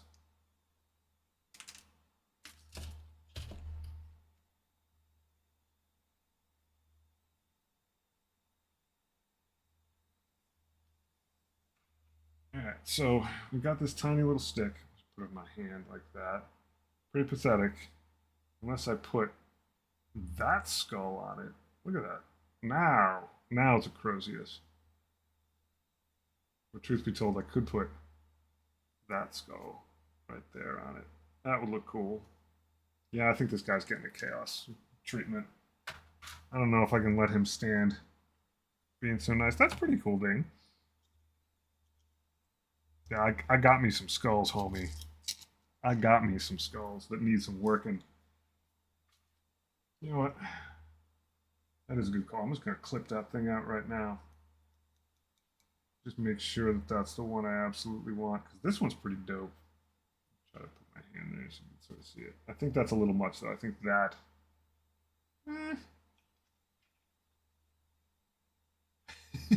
This dude is ready to put in work with that thing. I'm not sure. I got these ones with the broken horn on it. Oh, the details. The details. I think I like this one the most, even though it's not the biggest. Just snip that guy out for posterity. I gotta do some cleanup on these bits anyway. But I'll get it glued on there so I can at least prime them with it on it. Yeah, that Crozier is pretty sad. Pretty sad.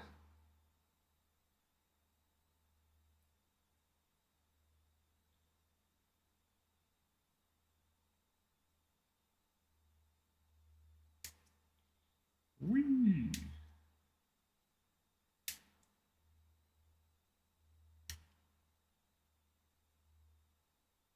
Yeah, this guy's gonna have some important sermons to preach.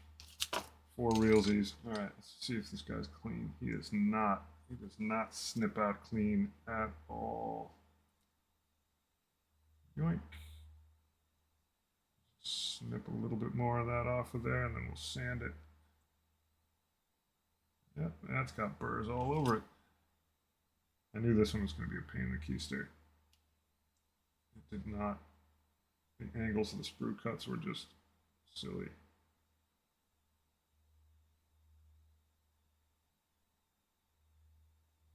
There we go. Get some sanding twig out. That's my fine tipped one. Yeah, yellow's the way to go.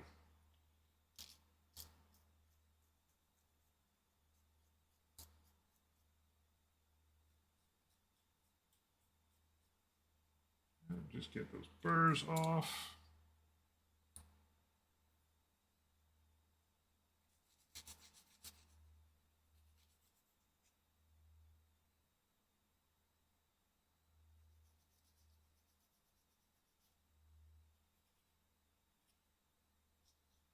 Alrighty.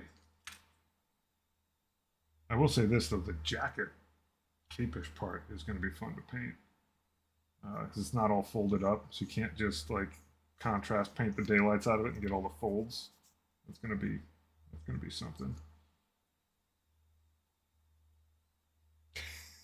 The Imperium's not going to like this.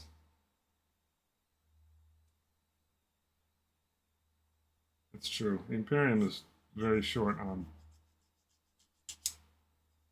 tolerance for anything. Except the Emperor. Emperor can do whatever he wants while he sits on that chair. Alrighty. Let's see here. Hey, he gets a big base. Gets a big boy base. Yeah. A random chaplain. There's your boy tracing the infinite. The guy who's got a, whatever it is, Catan shard in his museum that he talks to. Sure. Sure. Chaplain Billy gets a big boy base. This thing doesn't want to come out. Do I have needle nose pliers around here? Somewhere. Do. There's some days where I actually find stuff I can't believe. I'm like, oh my god, it is actually here. This little studio does kind of work. It's still too tiny, but I have decent memory for where things are. All right, plug this in. I don't take bets on whether or not glue comes out of this thing in one stroke. Answer is no. It's time for a fire party. Cut this excess glue off the end and light this bad boy up.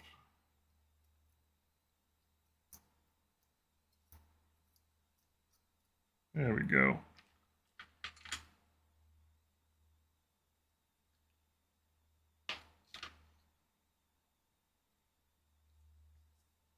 I'm at the point in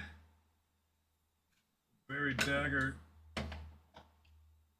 where Horus's plan to just assassinate Malcador like comes to fruition. Everyone's like, well, it could be a trap. Don't know, it could be a trap. It's probably a trap. Turns out to be a trap. I was very pleased with that. I don't know if I have a lighter on me.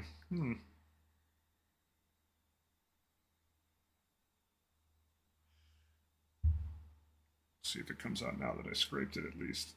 Malcador's a weird guy. Nobody really the Emperor loves him, obviously, but like most people don't. Well, glue is coming out. We did it. Miracles never cease. He's not very popular.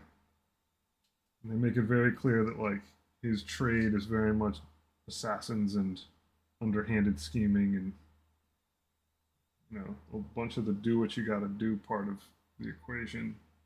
I wonder just how much of the stuff I don't like about the Emperor is actually Malcador doing stuff. I do wonder about that a lot.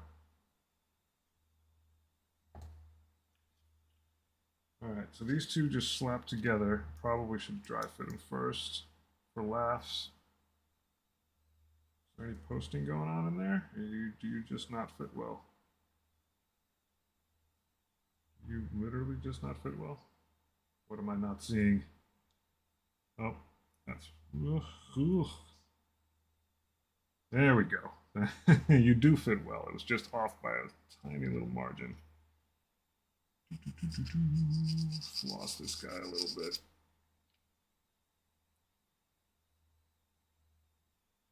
Yeah, that heresy list is pretty long, though. That's interesting. They did say glue that whole edge. So you know what? At least can get the bottom of this connected.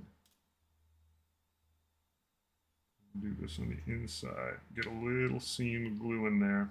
Not a lot. Scrape it on the outside and then just hold it shut. Just a couple minutes. Yeah, I mean, when it comes down to it, the choice of Crozius head is either, I'll clip this one out just for laughs and I'll keep it in my pile of bits. It is a neat skull, it's just tiny. At some point you gotta ask yourself, what is more badass? Left or right? Like, come on now, buddy. You deserve, drop that in my pile of bits. You deserve a nice Crozius. All right, and now step 2 is slap everything on the guy. Wow, all right.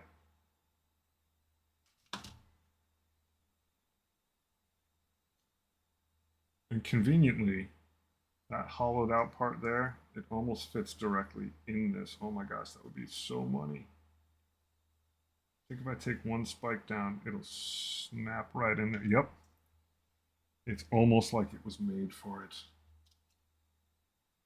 It's going to hang over. You're not actually going to be able to see those spikes, so I can just clip them off of this area. Yeah, exactly. Exactly. That's the route to go. In fact, I could just take the end nubbin off and it'll just, I'm pretty sure this is going to actually snap in.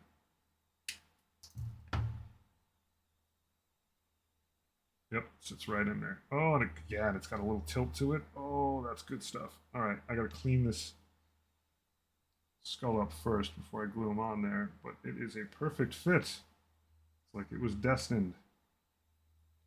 So a huge part I'm finding out about all this stuff leading up to, you know, the siege of Terra. Do a really good job with messing with time. And, you know, obviously not explaining, but forcing the story to do stuff that isn't chronological because the warp's not chronological. And getting your head around the fact that, like, you hop in a ship, you go into the warp, and you come out 5 years earlier is like, ooh, that's pretty weird. But the amount of stuff that goes on that, like it is, oh, just fit, nice. Yep, I got enough glue on it. The amount of stuff that actual Space Marines do that get the party rolling, look, it fits right on there. It fits right on there. Like both Horus and not rank and file, they're like captains and stuff, captains and officers of the word bearers are responsible for the Primarchs getting sent across the galaxy when they were little babies. How cool is that conceptually? That they're the people that in the moment get tempted when they're being given a vision of the past to actually affect it. Wild stuff. Wild, wild stuff. Oh, that sits nicely too. Man, I am pleased. I am pleased. All right, I'll get this guy's feet in, his legs in their entirety into that body.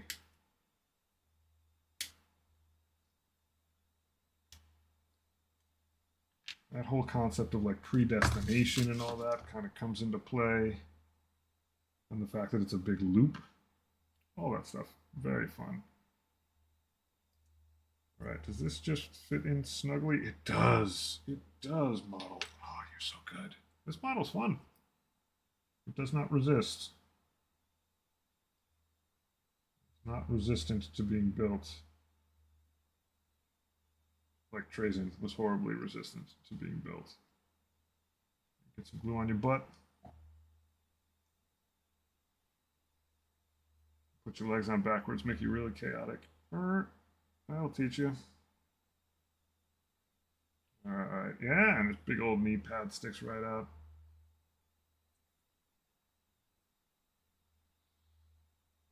Head backpack, gun in red hand.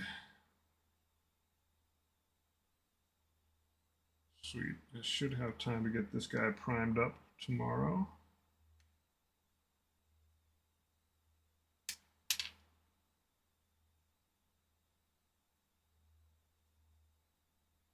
Can't imagine this guy takes all that long to paint. He's mostly... he's got a lot of details on him. I take that all back. I'm full of crap. He's got scroll work and all that jazz. So he's mostly black, except for all the places that is excessively complicated. All right. This guy, a snipperoni. Man, you need to get off of there. Right now. There we go. I don't know why you would connect a sprue between these two microscopic little parts. Devious. Devious. Make me sand for 45 minutes. I'm not capable of sanding for 45 minutes. I haven't got the patience for it. There we go. Much better.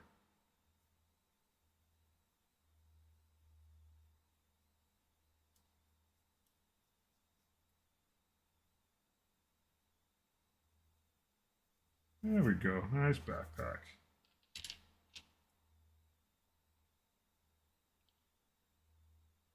Love how all these guys play Call of Duty. They've all got the little charms on their guns. Alright. That's an arms. That's a backpack. His head's got to go on there eventually. Ooh, very nice fittings on this. Very nice fittings. Everything sits the right way. Yeah. Sharp. So a lot of times you get like the tiniest little nub. I wonder if this is just that the models are getting more modern. I don't think this one is all that new. I don't remember. I don't think this guy's brand new or anything, but sometimes the little bibs and bobs that stick out that you fit things to are like barely a guide. And they're there and they're certainly helpful, but they're not very strong. But this model, it's like that is absolutely this like pyramid with the top cut off, solid fit. I can see that on the arm right there. It's going to be a nice solid fit. I sometimes struggle with those little heads, but whatevs. This looks like it's pretty solid. I think he's gunned by his side. There you are. Oh, let's go to the tape. Picture on the front is gun out by his side. Oh, and I can see that now, the way the notch is set up. Is that his gun? Goes out a bit. Is it behind him? Savage. Oh yeah, it fits back that way. Wow, that is sharp. That is good. Good model. All the guides are like perfect, even with the angles. Sometimes the shoulders fit pretty weirdly, but this one don't. Look at that. Perfect little locked in fit. That's great. It's great.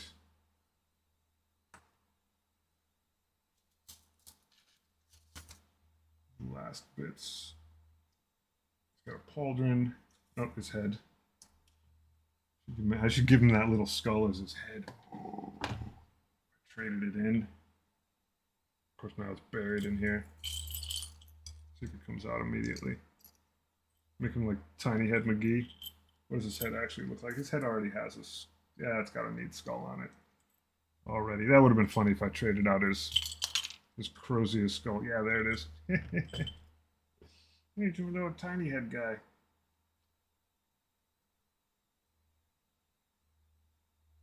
That would just be to mock him. I don't know if I can possibly get this to sit in there the right way. The glue is probably damp. It'll probably get permanently stuck in there. I don't know why I think this is funny. It's probably because it's a lead. Nah, that's not happening. All right. That's enough humor. Put his actual head in there. We have a lot of heads lying around though. Oh, he's got a good book too. All right. Clip and clip.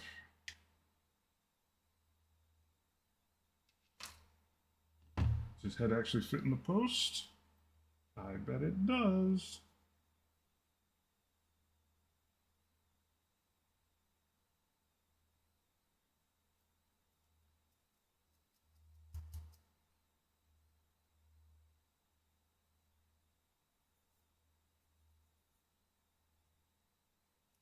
ready.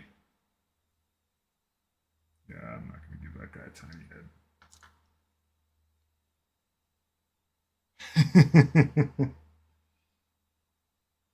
It does have some nurglings in it. That is for sure. It's my spare nurglings, but mostly my Space Marine parts. But I keep that little glass jar right here whenever I snip an extra little bit off. If only, I know. Um, and I know that I'm doing Space Marines, Plague Marines after this diorama, so that's why it's sort of staying out there. But what I do is that any extra bits that I have just always go in that glass jar, so I don't lose them.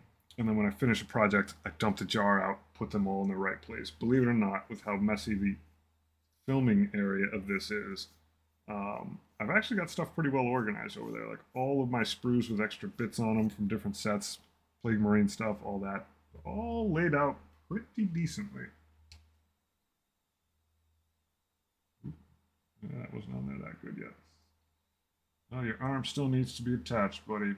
That's life in the core. There we go. Yeah, that's gonna look dope. Yeah.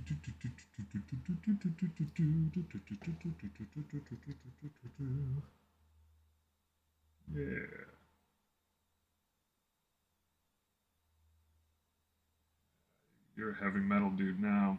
Look at that. That guy is looking. Oh, switch it that way. That is a Crozius. That's how you.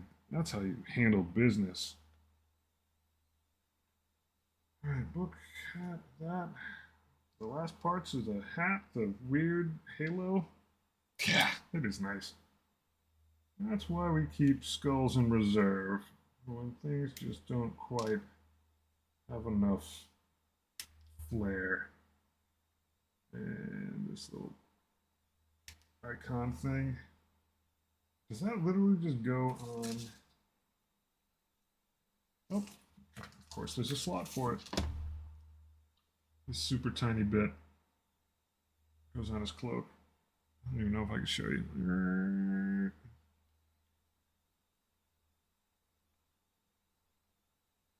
Painting a statue. Sweet. Yeah, I've been neglecting my Plague Marines because it's just avoided them. Went down an entire tirade of, even well before Mortarion. I've had those Plague Marines since they were in the first box. Well, I do have an actual separate Plague Marine box, so it's a little bit of a mix, but in theory, I could have gotten at least 7 of them done from the start. I've just done them in little fits and spurts. But they are necessary for my army at this point. Put 2,000 points in. Yeah, he looks like a heretic already. Yeah, no doubt. It's a very, very mild conversion. Didn't have to put any nurglings on him to do it. He was ready. I mean, honestly, if you look at like chaplains, they got that vibe going. Where does his book go? Under his Crozius arm. That goes like that. Oh, it does fit nicely. It does fit nicely.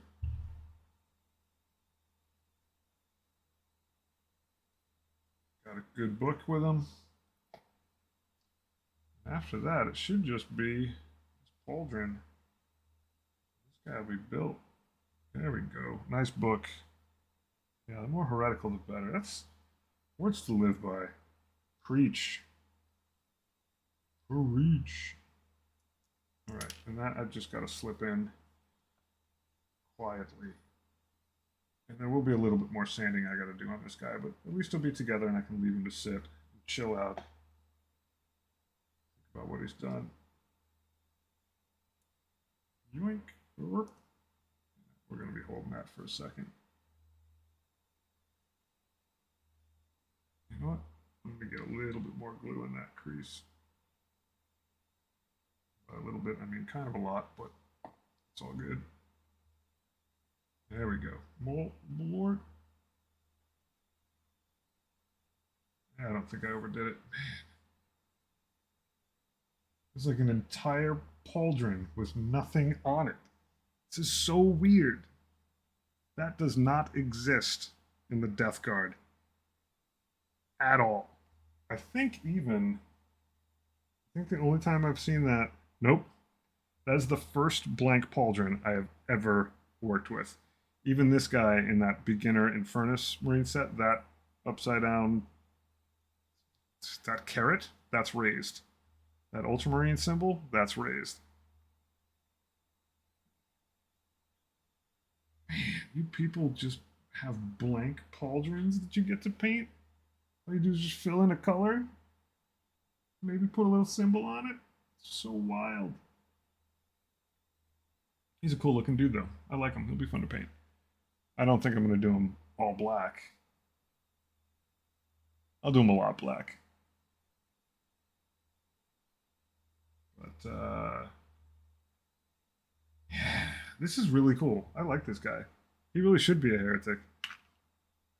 All those chaplains look like they're playing for the wrong team. Anywho, we did largely get that diorama base. I do have transfers, but I don't have any Death Guard ones, sadly. But I could put some chaplain stuff on his arm. I could.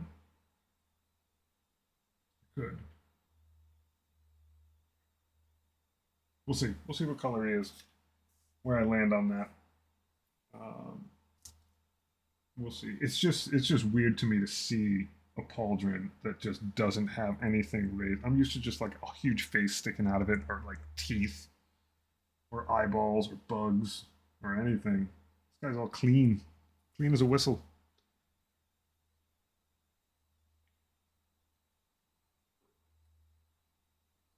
Anyhow, I think we are good.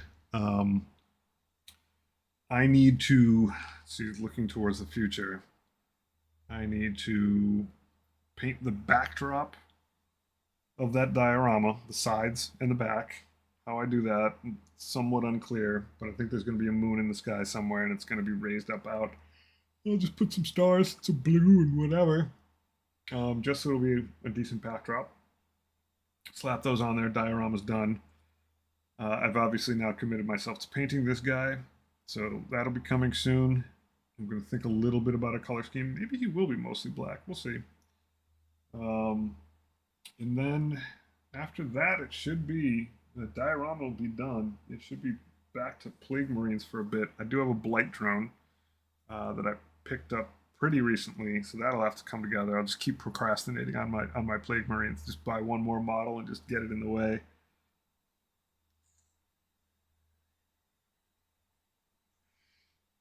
Yeah, absolutely. In terms of like the symbols on the shoulder pads, it's just interesting to me to see one that is purely smooth. Like it looks super crisp and super clean, and I like it. I like it for that reason. It's an open canvas as opposed to what I'm used to, where like I clip one out and it's got 3 skulls in it, and like you either cover it in green stuff because you want to do something else or you paint it. But that's neat. I dig it. So yeah, more stuff coming soon. I do want to finish this guy so that he can at least be a part of my diorama before I call that done. At least I get to prime this guy in all black, which is a blessing. And yeah, he's definitely good call on swapping that rinky-dink skull out. Now it looks like he's ready to do business. All right. Yeah. Take care, folks. Have a good night. Hopefully I'll be on tomorrow. We'll see. Things have been pretty sketchy lately, but we'll find out. Thanks for being along for the ride, and we'll see you soon. Have a good night. Bye-bye.